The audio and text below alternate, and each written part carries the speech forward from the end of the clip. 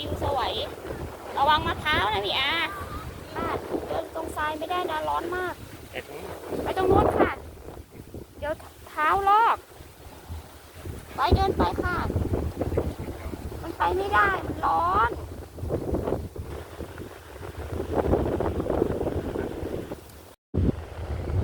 ไปอย่าไป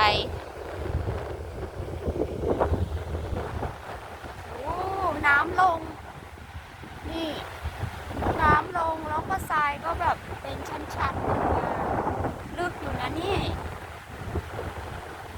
ทรายละเอียดดีอยู่แต่เป็นขาวจั๊วนู่นน้ำลงไปถึงนู่นตอนนี้ลมบกกำลังขึ้นน้ำกำลังขึ้นนะแล้วก็นู่นแหละน่าจะมีหอยนะหอยเพียบแหละเดินบนทรายตรงนี้ขึ้นไปเลยเดินที่เดิน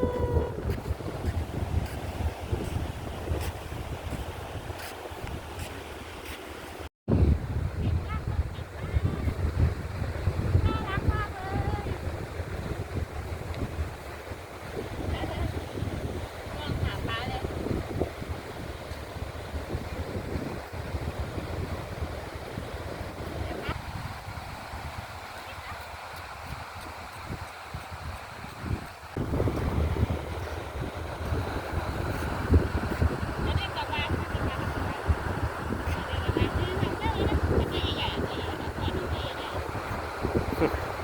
พอแล้ว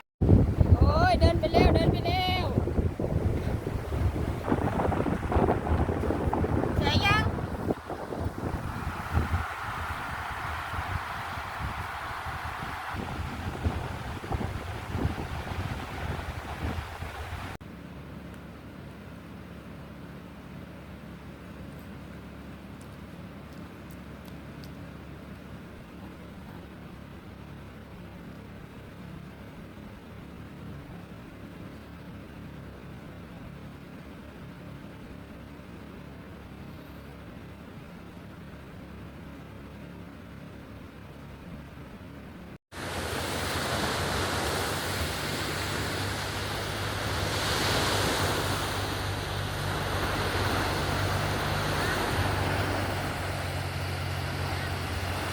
ใช่